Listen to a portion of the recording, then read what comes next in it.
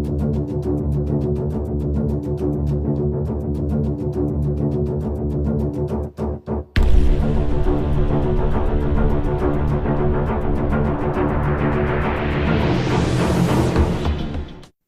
everyone, and welcome to a new episode of Last Best Hope for Conversation, your Babylon 5 podcast. In the gift shop today is Lou. Hello. Karen. Hello. And I am Bruce. I am looking for a new teddy bear, Jesse Jackson. We are talking about Episode 14 of the second season, Babylon 5, There All the Honor Lies. Originally aired April 26, 1995, written by one of my favorite writers, Peter David. This is the second of two episodes that he had written for Babylon 5. And we get a couple of interesting storylines. So this one not as funny as his first story, as Peter David's, but I think a lot of good stuff. So let's start with Karen. Quick thoughts. Yeah, overall, I liked the episode. There were some funny beats. I think when I looked back at the episode after watching it, I thought, wow, there's a lot of stuff crammed into that episode. So, yeah, I think they did a decent job with most of it. Again, I don't have a lot to complain about with this one, so good. All right. And Lou, how about you? I liked it from the perspective that we got a more context and flavor around the Minbari society in general. And so all the interactions with the Minbari in this episode were really good. The gift shop took me back a little at first, but in a weird way, it's probably more relevant today than when it first aired, because branding is such a big thing nowadays. So I actually thought that was kind of very forward-looking. So I was kind of surprised at first, but I enjoyed that. And yeah, what can you say? I mean, there was teddy bears. Hey, how can you hate it? There was a Londo doll. Man. Yes. Yeah. One of the things that we'll end up talking more about it, but JMS mentioned that they had to create everything in the props department, and then they sold it to all the crew at cost, because everyone was wanting more Babylon 5 material. Mm-hmm. And so he ended up really, really liking it. And there were a lot of things I would have loved to have. The big Babylon 5 model stayed in the production room, and when the show ended, he brought that home and made sure he had it in his office. So let's start. I guess the big story is Sheridan and the minbari. So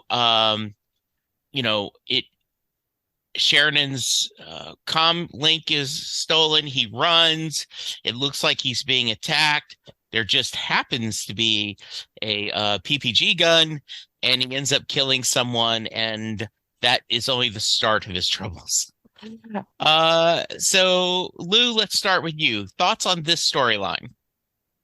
Yeah, it was a good hook for the opening scene of the episode for sure. It caught me off guard that what happened there.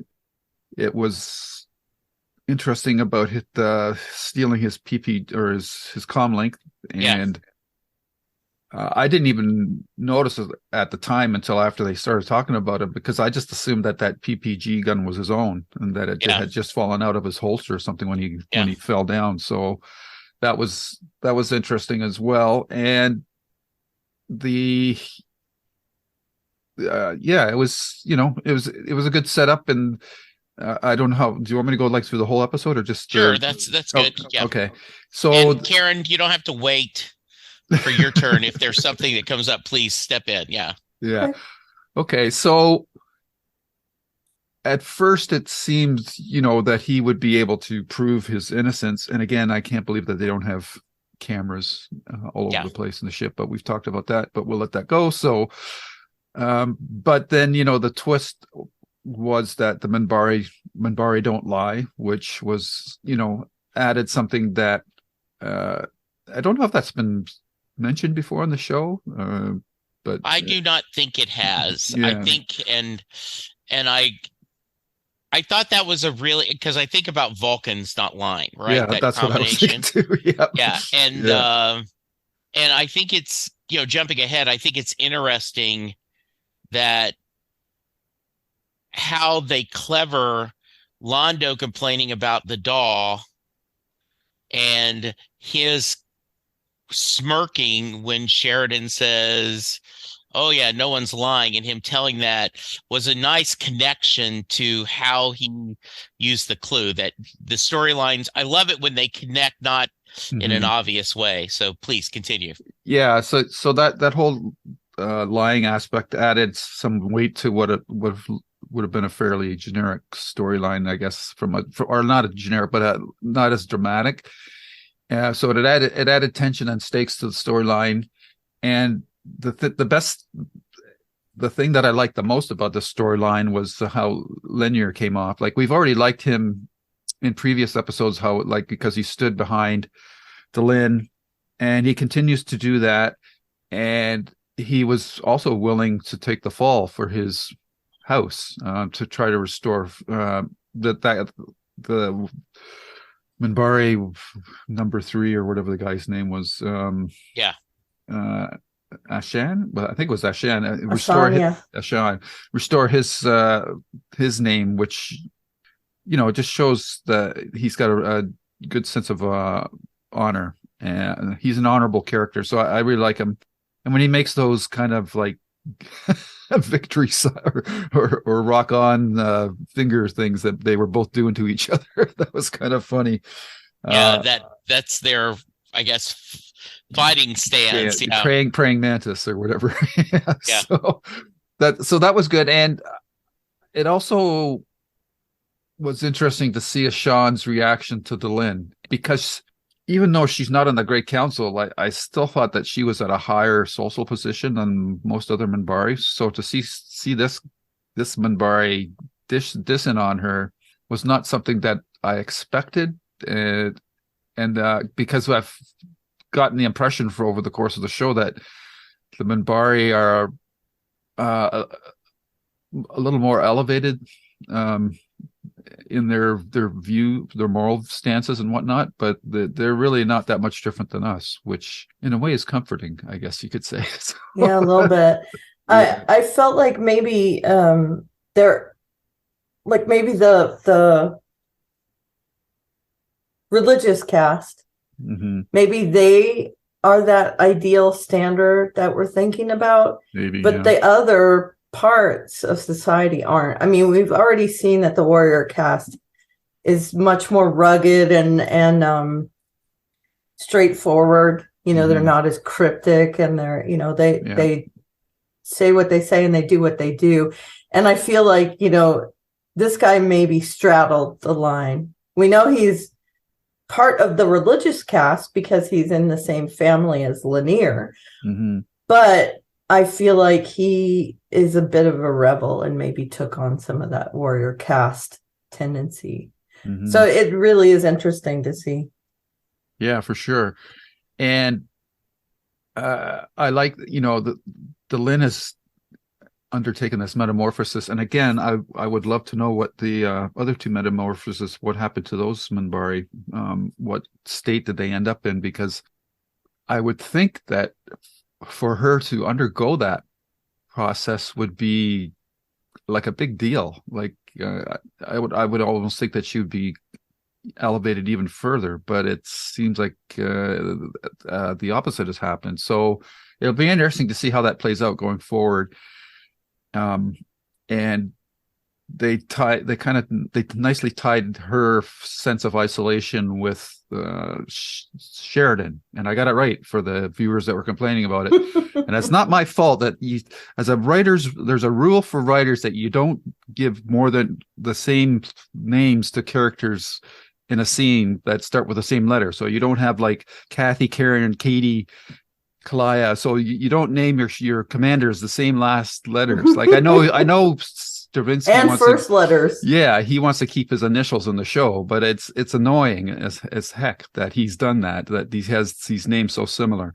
So anyhow, but I like the sense of isolation, and depending on your perspective, one was talking about there's nothing worse than being alone, and then and she said, and there's nothing worse than being alone yet surrounded by people. So I like that quite a bit. So yeah, the storylines really did, except for the Kosh storyline, really did tie together quite well. And maybe the Kosh storyline was Sheridan did, but I am not quite clear as to what that was all about. But I guess we'll talk about that later. All right. Yeah. Go ahead, Karen, please. Okay, that was. I know I'm gonna keep coming back to this every once in a while, but that was really a huge Scarecrow moment when he takes the gun and he's firing it at the dude. It was very much a Lee Stetson move. So to see him like do almost that spy stance, and then I did think it was a little out of character that for him though that he would actually fire instead of trying to diffuse the situation even further. I get we needed to move the episode along so that, more negotiation wouldn't have fit in, but I thought it was weird that he would pick up the gun and then shoot after the guy says death first, or the half theorist or whatever it was that they said he was saying. I did like that storyline because you can see where he's gonna get beset on all sides from people wanting to get him out of there. I think the Minbari don't like him because he killed a lot of them in that fight, and now they're gonna set him up to try and kill more of them, which I think is their attempt to say he's not worthy of being here. And I think if anyone cottons onto the fact that he is trying to uncover this big Earth conspiracy, he's going to have people going against him there as well. So I feel like he's going to be really kind of at war with all the, personally at war with all these factions coming at him, and we already know he's gonna get involved in whatever war is coming up, so he's gonna be like our war president, quote unquote. I like seeing him in that role where he's trying to just do his job, and he has to take time out to try and assert himself in this place. So it's really quite multifaceted. And to add on that he's taking these lessons from Kosh and he's not quite sure where they're leading. I did like that he has a line with Susan where she says, so what are you learning about? Do you have any insight? And he says, nope. And I don't think I'll have any even after the lesson. And I feel like, we're not going to have that insight either until it all comes together. So I feel like he's in a weird place right now. He doesn't know where he fits. And not only that, but people are trying to get him to leave. So, him trying to slot into that and then stay there is a huge struggle for him. And you could see it to the nth degree in this episode.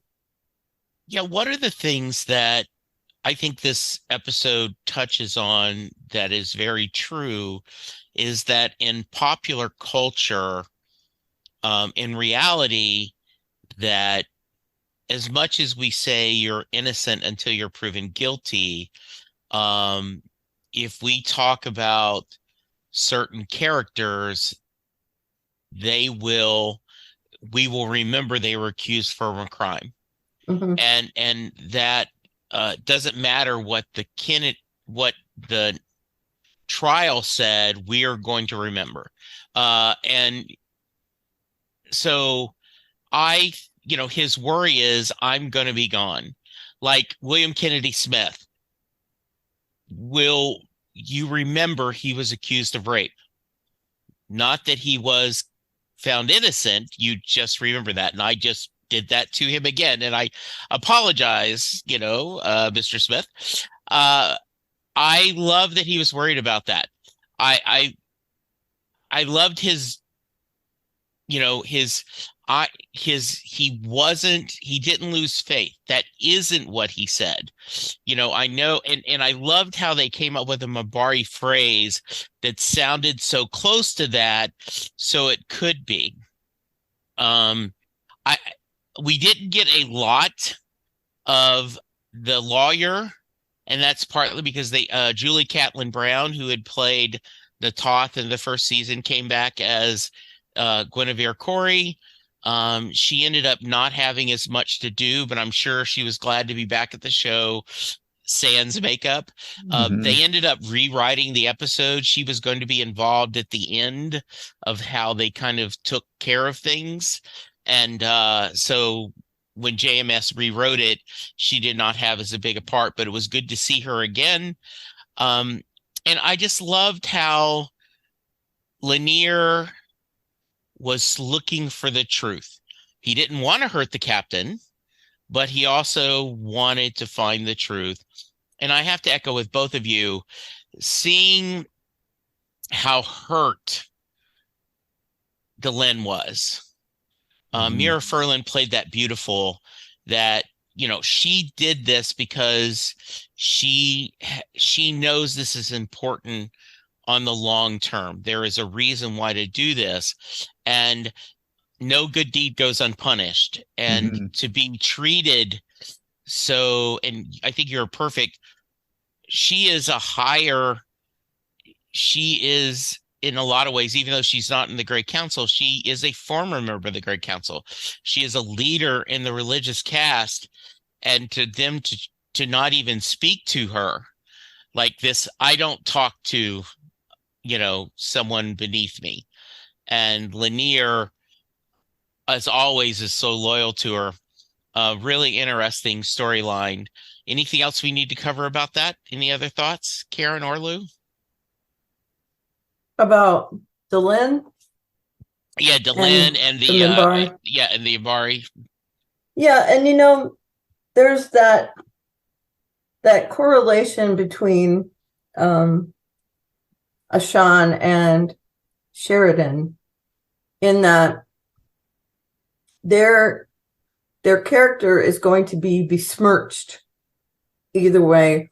And then it comes together at the end where he says, let's keep your honor and let's keep my honor. Let's just end it here, put out a statement. That's the end of it.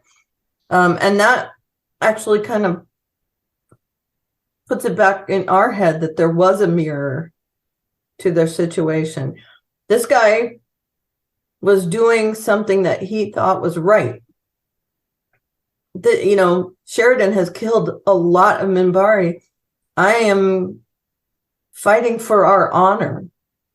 And, Sheridan at the end comes through and says, yeah, I get it. You don't like me, but you can't do this kind of stuff. And we'll do what we can to salvage the whole thing. And I think that went a long way to maybe getting a little bit of the minbari off his back. I also appreciated the fact that we had another greenhouse scene between him and Delenn.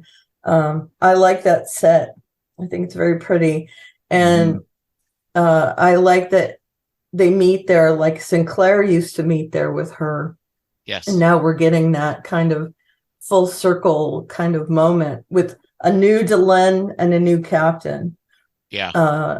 And it's just cool to see them connecting. I think we also see in this episode that Sheridan is building links between himself and other members of the Babylon 5, other residents. It's not just crew. We see him with Garibaldi. We see him with Delenn. We see him again with Susan. We see, him trying to kind of bond with them. I like that. I feel like he's entrenching himself more. And that was cemented in this episode, not just this one storyline, but also, the one with the toys and all that. So just a really interesting episode as far as like crew dynamics goes, Babylon 5 interpersonal dynamics. Yeah. I would just add to what Karen said there. I totally agree with her. And I think it's also a nice parallel for Sheridan and Delenn, that they're both feeling isolated. And we see that Sheridan's been put on the station by Earth as a, sort of a fly in the ointment for all the other races.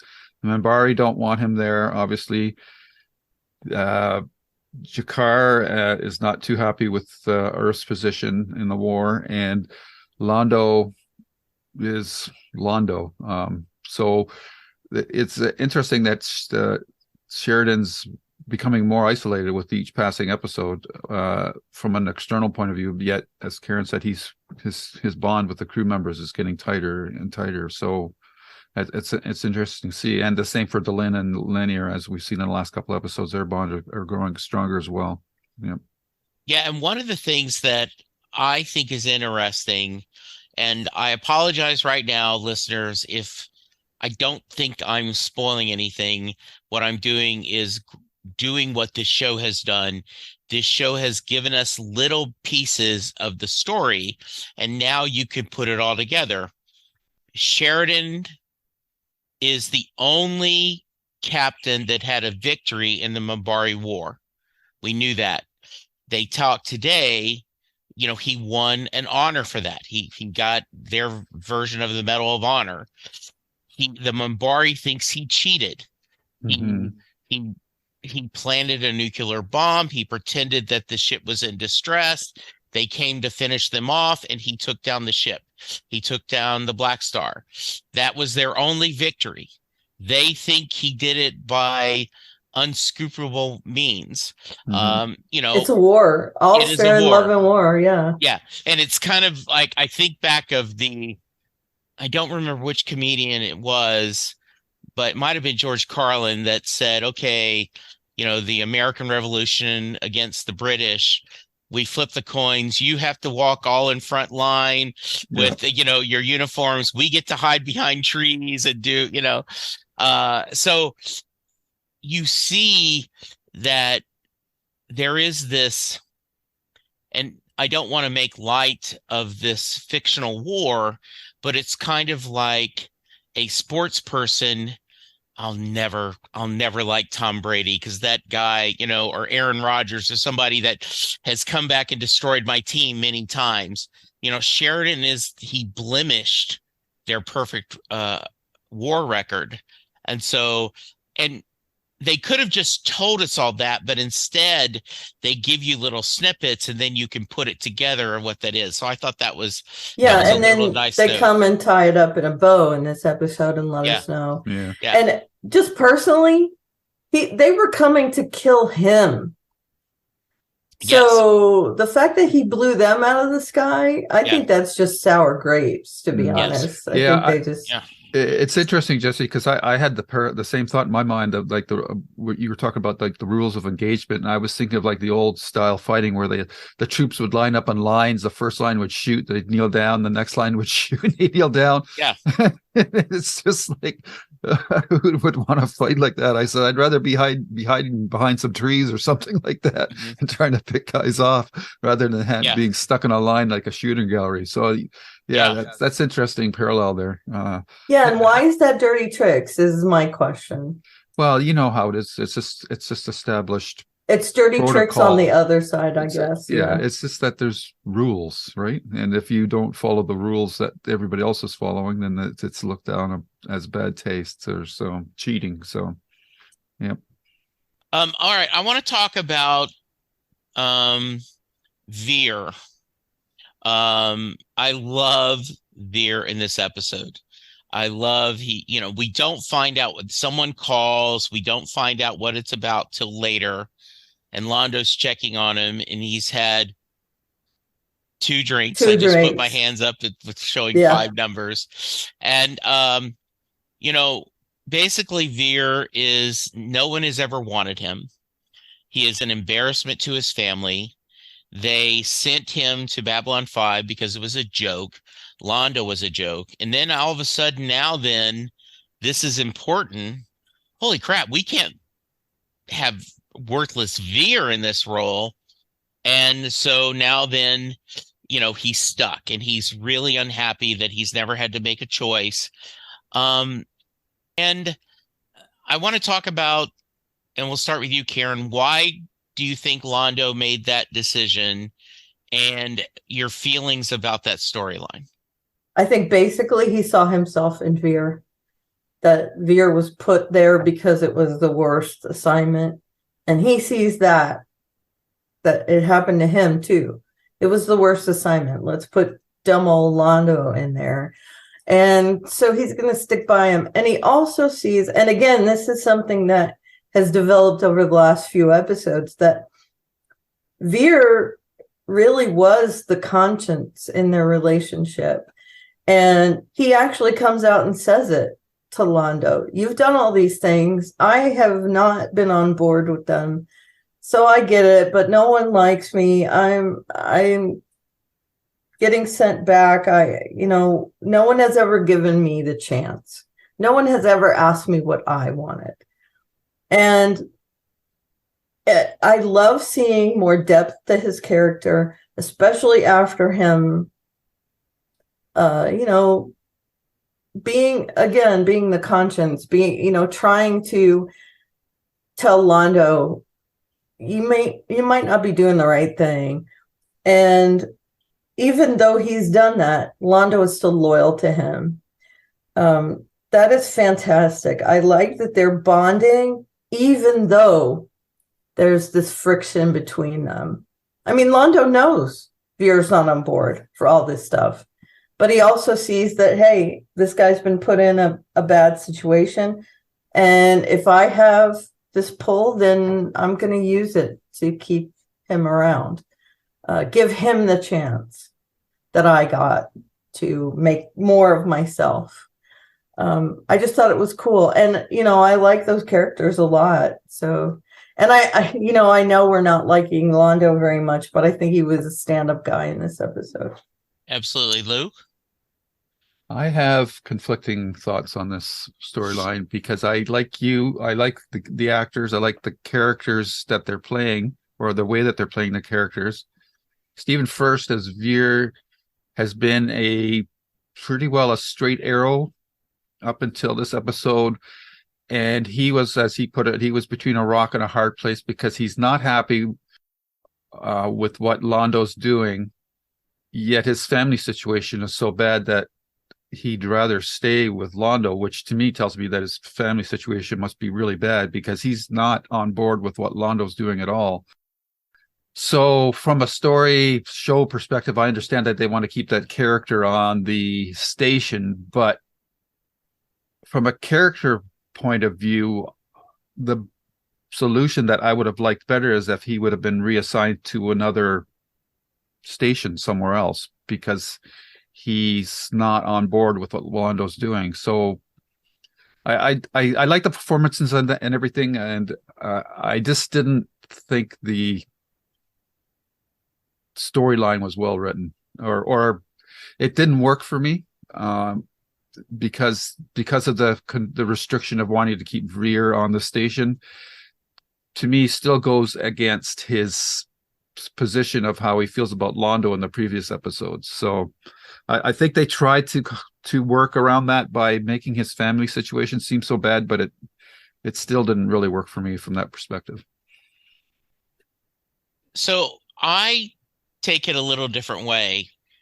I think Vir wants to be there because he thinks if he's not there, Londo will do even worse things. He is slowly, he's the weight keeping Londo from totally immersing in the darkness.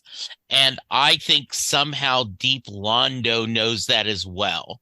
And I agree, he wants to help Vir he sees him, but I also think back of his mind, he's going, one of my favorite lines from the great Aaron Sorkin for Sports Nights: if you're dumb, you surround yourself with smart people. If you're smart, you surround yourself with smart people who disagree with you. I think that's why Londo is wanting Vir near him. And that is just my personal opinion. That is not spoilerish whatsoever. So that's how, and I totally see why you're absolutely right, Lou. They need to have this actor in the show, so they do this. But that's what I read between the lines is the reason why he's ready to stay. Okay. My rationale or my hope for that character is because nobody is what they seem on the show, is that he's actually a really good spy, and he's just playing Londo so he can stay there because he needs to continue spying on him. And we'll find out later on that he's helping out with the war in some capacity. So that's my hope.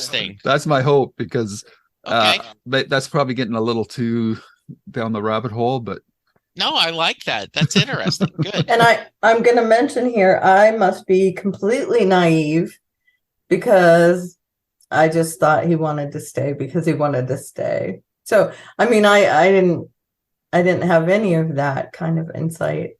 Okay. I'm admitting. Well, the only reason I have that insight is because I just don't like the way the storyline played out. Yeah. If it would have been a storyline that I liked, I wouldn't be coming up with this wild swag, this wild ass guess. Swag. Yeah.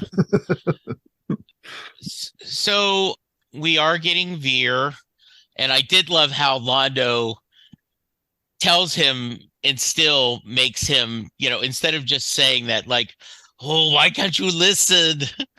And, he tells him to pack. And then, pack, and the whole, I remember my first hangover. No, I don't, or else it would have been a hangover. Yeah.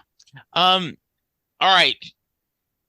Kosh asks Sheridan to go into some kind of cave or some kind of really bad section of the station. Looks like maybe some access ducts or under the air conditioning there's, and there's creatures that sing, and we hear this beautiful music, and I love how Sheridan's like, I don't have any money, which is very funny. Especially nowadays, right? I'm one of the few people, my friends laugh at me that when we go to lunch, I usually do have cash, and I will pay cash. And why do you do that? I just because I'm an old man. Well, so am I, but I just use the credit. I use the debit card all the time. And I do a lot of times too, but just sometimes at lunch I will end up having You have one of those coin purses that you push and I have a money clip. Okay. So yes. And I like that he gave him something. So I'm gonna not double guess Sheridan. I think the lesson is, no matter what the situation, when there's a chance to appreciate beauty, stop and enjoy it. And I would hate to say stop and smell the roses, but there is beauty in every situation, and don't and one of my favorite Springsteen songs, Take a Drink, is Better Days, which is you need to enjoy the journey, not just focus on your end results. So this was a very minor point, but I thought it was well done. Your thoughts, Lou? I was trying to figure out what the heck does this have to do with anything in the show, but then I pretty well had that position ever since. Anytime we deal with Kosh, the Right. only common thread that I saw there was because we found out in the previous episode that the ship was singing to the doctor, that somehow music is a through line with the Vorlons, and this is just another extension of that. Who these monks were, these Gregorian monks, I have no idea, but they obviously aren't Vorlons. So, so how Kosh would even know these things are there? It's just a weird segue. I'm assuming that this is one of those seed planting moments that will come back later on and say, "Oh, okay." But well, haven't we established that maybe the Vorlons aren't really their own race? That they're humans or something? Well, that's just a guess. In the future, right? yeah. Yeah. So maybe they are Vorlons, but just not Kosh type Vorlons. Oh, so you think even Kosh's suit is a gimmick? Yeah. Okay. I do. I think the reason he wears that weird suit is so no one will guess what he really is. Yeah, that's possible. And I'm not saying they are. They might just be weird monks. I just never even considered that. But that's a good guess. I like because that. they never showed their faces. They were always, downcast and yeah. So it's just a scene without context like that. It's just it's always hard to know how to react to it.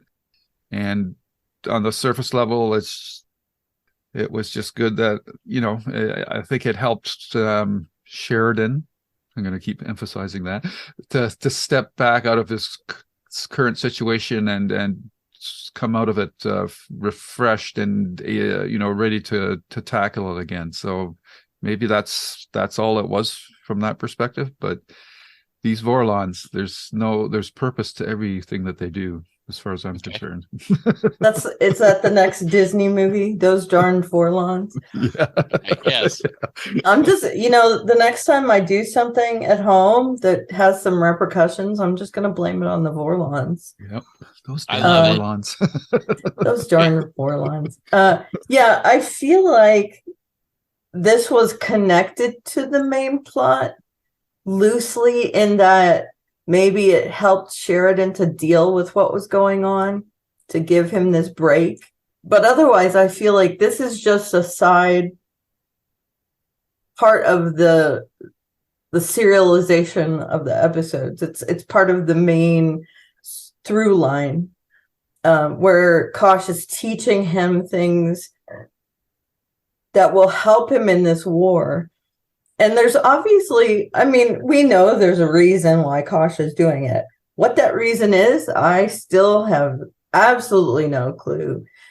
What side is he on? Does he want Sheridan's side to win, or does he just want him to be prepared so it's a good fight? What is his motivation here? But to have him go and listen to these monks and have to pay a gold bar off his medal, that was interesting. And if you think about it, and here's my music nerd showing up, my band nerd thing. I sang all through high school, and the music has a huge tie to math and numbers. So, maybe this was also more of a subliminal type thing. We know that the Vorlons use music somehow subliminally. So was there something in this chant maybe that kind of pushed something into his brain? Are there different levels to this? Is it trying to help him stay calm, trying to center him, and also there's this kind of other thing under the surface that it's communicating. So Okay. I love it. All right. Any other thoughts about our musical interlude? It might just be a simple meditation exercise to get him to not get so locked into his own head and to just to look outward instead of just inward. Because of his sense of isolation, he might be really delving deeper into himself, which people tend to do when they're getting depressed or whatever. You tend to get locked into your own head, and maybe this was just a way of getting him to open his mind up again. Yeah. Okay. So what's left is they decide to open a gift shop. And Susan has the best line of the episode. We are not a deep space franchise. And deep space. Where did that come from? I wonder. Yes. Yeah. The last best hope for a quick buck. Yes. I thought it was hilarious. And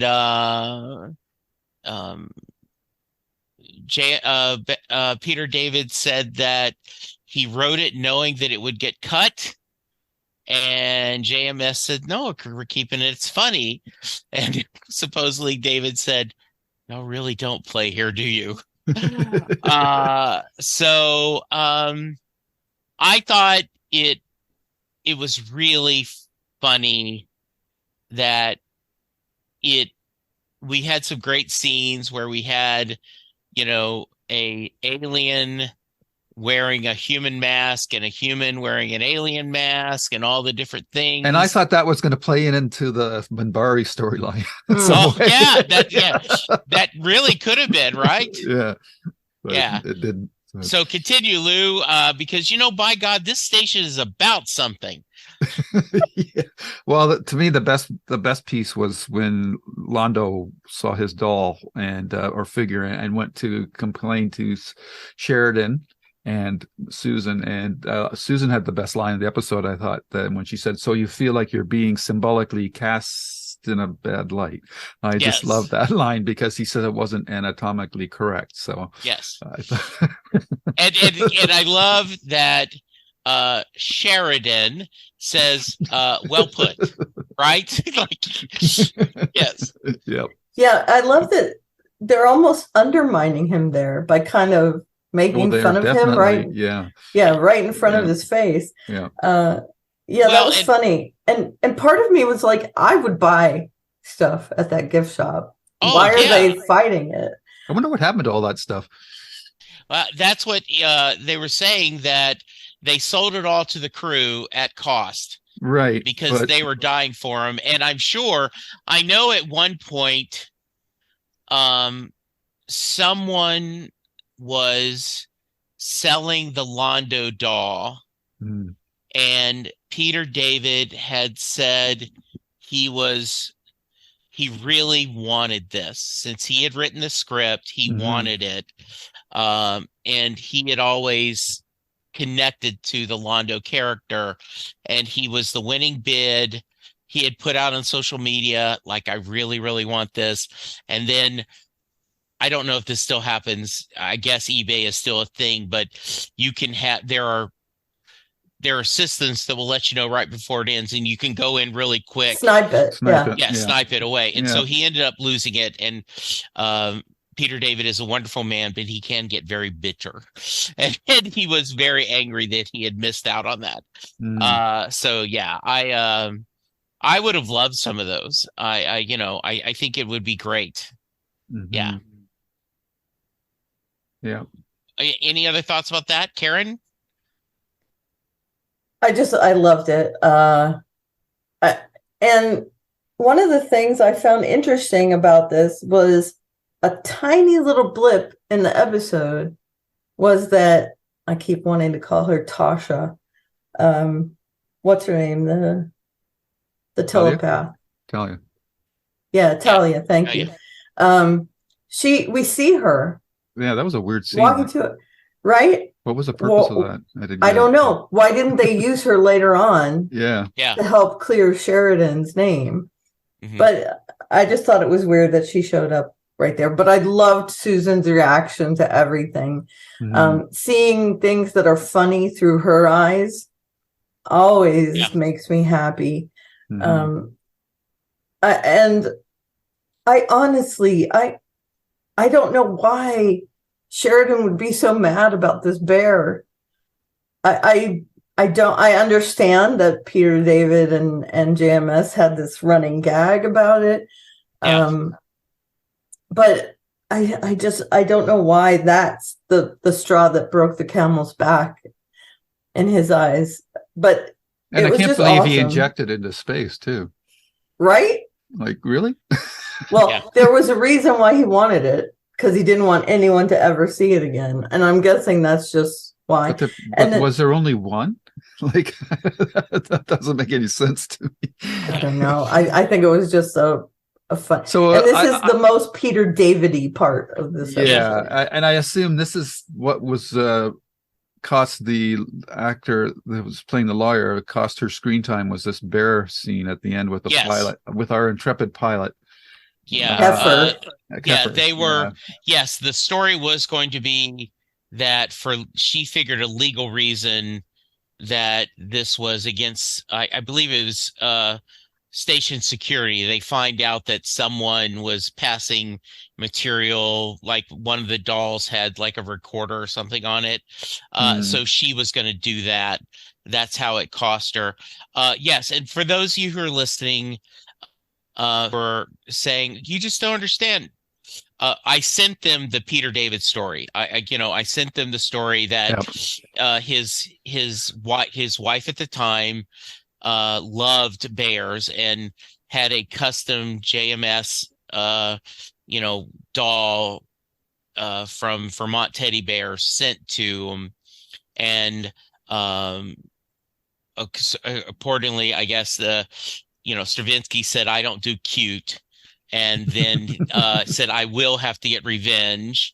And Peter, like, what did we do revenge? And then they shot it out. And then if you continue, you could probably find this on the internet on Space Cases, which is the show Bill Mumy and Peter David did for one season. They find this bear in space, and one of the characters said, "Who would throw out a perfectly good bear?" So, and JMS would have embraced this bear showing up at different genre, but Peter David had to stop it because word got around that JMS and Peter David could not appear in the same convention because they hated each other so much. So he had to stop it. So yes, the reality is, the punchline is he got rid of the bear because of, he doesn't like cute. But yes, it is. And I agree though. I don't know why I would be, because he thought the bear was really funny till he saw the JS. And we could have said, yeah, it's John Sheridan, no, not John Sheridan. It is Sinclair. It's Jeff Sinclair, not John Sheridan. It's Jeffrey Sinclair. But yes, it was funny. And I would love a bear. I would love a bear. Right? I actually, before we recorded, I went and watched that scene in Space Cases. Yes. Which is a show I never heard of in my entire life. But it was pretty funny that it's literally kind of winking at the fact that Sheridan shot this thing out into space and they're just coming across it now. I mean, it was like a continuation of that storyline, which was hilarious. And she says, I mean, I'm paraphrasing, but what kind of idiot would shoot a bear into space? It's pretty funny. I really, if you look it up on YouTube, you can actually find it's a video that has all the bear scenes in both shows spliced together. So that was easy for me to find and look at. Very funny. And Space Cases, hello. We think Babylon 5 it's showing its age. Oh no. This was a Nickelodeon show. So there was not a lot of budgets. but Walter Jones was in it, and this was the first time we saw Jill State that I was Yeah. aware of, and she was very young at the time. And Peter David went on and said that when he saw her first scene in Firefly, that she's having sex underneath the engine, he was like, "Oh my goodness!" No, she's just a little kid. Yes. So, and she is one of my favorites. So, yes, it is. Space Cases is very much of its time, and it was for Nickelodeon, so it was for a young audience, but there was a little bit of fun in it.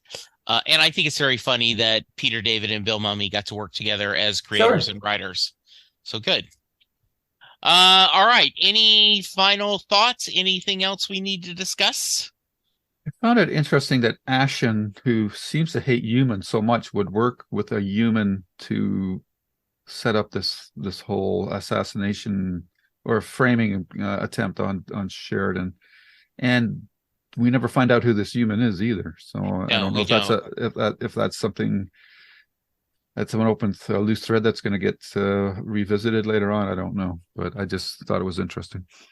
I think he was used him as a tool, so it isn't like he treated him with mutual respect. It was No, there. but Yeah. I thought he would not want to have any dealings with humans, Yeah. period. So it Yeah. was kind of weird, but Uh-huh.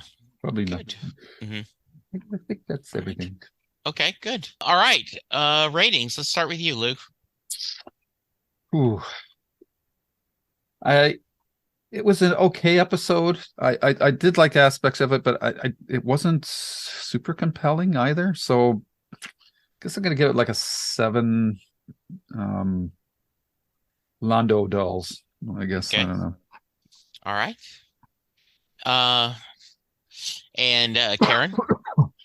Yeah, I'm of a similar thought. Pretty run of the mill type episode. I'm sure there's things in it that we're going to look back at and say, hey, that's a nice thread they planted. So I'll give it 7.5 gold bars. Good. Well, you guys left me teddy bear, so I'm going to take it. I'm going to give it 8 out of 10. Teddy bears floating in space, just because of Susan's great lines. I would have given it 7.5, but Susan talking about the Bumped Deep it up. Space franchise and casting you in a poor light gets it a half a point for me. So very, very nice. All right. Do we have any feedback? And I can read the email while Karen's looking at the email, because I know we are our regular contributor, Texas on the Shock, sent an email. So Lou, while Karen's pulling that up, do you want to give us from the YouTube channel? Sure. Surprisingly, because I only got the episode up on Friday, we did get quite a bit of feedback. So We did. That was good. All right, let's see what we got here. Let's make this so I can read it easier. Come on, there. Okay. So Iffy FSX is back, and Jakar gave you a big clue. No one here is exactly what he applies to he, she, it. So that's in reference to who, though? I guess I think it must be Kosh. Kosh telling Morden they are not for you almost gave away too much. He was referring to the humans. Okay, I gotta say, I guess that's something that makes more sense when you have 2020 hindsight, because I'm not getting that at all. How about you, Karen? Do you understand that, or Not really? okay, cool. And then Mr. Scollard, I think that's what that's supposed to be, or Mrs. Scollard. Sorry, I don't know. I'm listening to 4 Babylon 5 podcasts, including this one, and each one has different takes and interpretations of the episodes. It makes them all interesting to listen to, and it is fun listening to the questions, theories, and speculations. Wow, that's dedication. That's dedication. That's a fan, right? Yes, indeed. And Ryan and Laura Valley say that it's just fun to see a revived interest in one of my favorite SF shows and the different angles, POVs each one takes. I never get tired of the show, and each podcast, including yours, lets me see and ponder nuggets I hadn't previously. Yeah, that I've always found that as well with things I enjoyed, and hearing different perspectives from everybody else as well. And that's great that you're enjoying it, Ryan or Rayan. Yeah. Sorry, Rayan. Maybe we should have started this podcast. Ray. We should have started this podcast when we first discussed it a couple of years ago, and maybe we wouldn't be. Yeah, we're like the last one. Yes. Yeah. And Dale said that he enjoyed my prediction on Kosh and the Vorlon. So whether because it made him laugh or because he thinks I'm brilliant, well, I guess we'll find out down the road. Yes. I agree. The security camera issues is dated. In the 90s, security camera coverage is not the same as today. I've spent over 20 years of security surveillance. Well, there you go. The tech has changed a lot over the years. Several SF shows have the same issue of not using security cameras.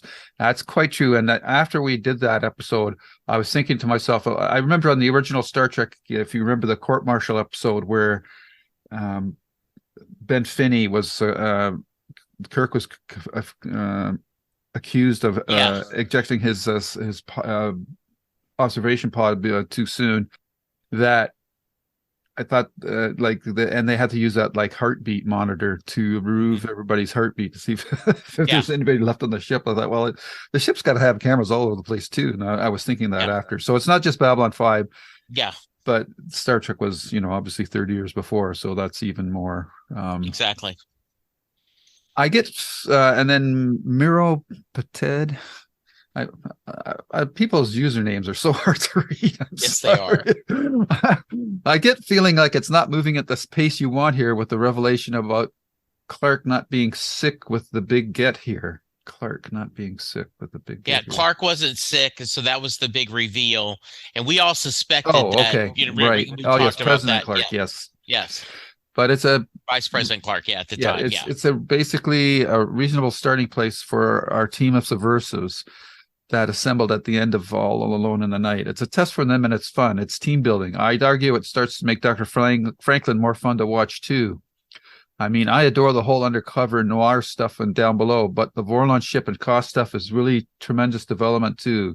It's always been a fun episode for me, and one definitely moves the plot forward along with a lot of fun scenes. Not a masterpiece, certainly things to pick up as you do, and as I do, really, but it's fun. They passed the test. Well, that's great. And when we get to that point where we can look back on this episode with your perspective, I'm sure that we'll share many of the similar thoughts as well. And the Rigum 3 says a crossover with another podcast would be great. I recommend Babylon for the first time. I would love to see a debate over some more contested episodes, because there are some that they love and you all didn't, and vice versa. Namely, TKO, a friendly debate in quotes, would be awesome. Oh, that was the boxing. That was the boxing episode, right? Yeah. I don't want to rewatch that, so let's not. Texas is back. I don't think running 5 miles can be compared to searching 5 miles. And keep in mind that each of those miles has multiple levels. I think Jacob's behavior is perfectly reasonable. He's an Ivy League professor, clearly has been in elite circles all his life, and is completely out of his depth in a place like down below. And I think the implication is he was smuggled into the station, so he might not have gone through the passenger areas at all. That's a solid point. Sheridan not being aware of this also makes sense. Jacobs being here was not the plan, so they're making it up as they go now. Sheridan would not have been informed, because that would have just been one more thing that he could be compromised if he ever got made. So he was only brought in as a last resort. Yeah, just on a need-to-know basis. And then somebody else, A. Kaloena, says it's worth looking up the Jump Kate podcast run by Jesse Gender and Old Fan and Vera from the Council of Geeks, a newbie. They have very different perspectives that lead me to see certain episodes with a very different lens. They've recently started season 3, so they are slightly ahead. And then there's 11 replies like that. Oh my goodness. Yeah. So they're all talking about all the different podcasts. And I think everybody that's in that thread, that's fantastic. Yes. If he said, oops, sorry. I wanted to let you know, Gray 17 podcast Mm-hmm. reached out to me and said that they could make our Sunday morning request, and Mm-hmm. so they would love to join us to kind of do a combination. So I'm going to talk to you after we quit recording, but I think what we can do is we'll figure out a Sunday. They're going to join us. We'll talk just generally why we all decided to do a Babylon 5 podcast. Then we could let them go, and then you and us three could do our next episode. So, but Gray Okay. 17 podcast said they love crossovers, and they were the ones who got the Londo interview, the Peter. So, Oh, okay. so yeah, so I think that would be wonderful. Cool. Yeah, that's something to look forward to. I always love the cross pollinating. That's always a blast. Yes, I do too. If he says again that at 5430 in our podcast, Jakar already mentioned there are races millions of years old. They are legends, and Sheridan is learning to fight them. Fight the legends, I guess. Yeah, that's what Mhm. Kosh said, is that he was teaching him to fight legends. Right. Okay. And then user Eve 6, whatever. I will nitpick on the nitpick. I don't think surveillance cameras make sense. Well, there you go. So then he's going to go to the reasons why he doesn't think Babylon 5 doesn't have them. And I don't think there's no right answer for whether or not they would have that, but or not. But given the state of technology today and how small cameras are getting and smaller, I just don't think it's going to be. It'll be pretty hard to argue against the fact that there wouldn't be cameras everywhere, even on people themselves. It's just a time of production issue. I mean, we have to hand wave that. Yeah. It's like like jump gates and whatnot, like all that stuff you have to hand wave. But and then Evangeline 31B, and this is why I was making these emphasized pronunciations of his last name. It's Sheridan, not Sinclair. Both Lou and Karen keep saying the wrong name. It's really annoying. It is Evangeline because we have to keep remembering these two characters who have last names that are far too similar to keep them straight. So that is why that is a problem for us. And no writer should name their characters so closely for their readers or viewers. And we're right. That's why we're stumbling over it. I mean, if we knew the series off the bat, like the back of our hand, that this isn't going to be a problem, but it's just a habit that you get into. It's like when the year changes and you write the wrong date on the check kind of thing. So it's just going to take time. So, but we will work on it and do our best not to keep making that mistake. So thank you for your feedback, everyone. And I do understand there are certain things that drive people crazy. I remember when we were implementing the CRM software, SAP. We kept calling it SAP, and they're like, no, it is SAP. It is not SAP. And so I now say SAP. There are certain things that so I get it is just, but I said it today when I was talking about, I said when I meant to say Jeffrey Sinclair, I said John Sheridan. So yes. Yep. Absolutely. Karen, did you pull up our I didn't favorite? I don't have it. All right, I will I thought I forwarded. I searched it for it. No, I didn't get any emails from you on. All right, so I got your story, the bear story one, but that was the only one.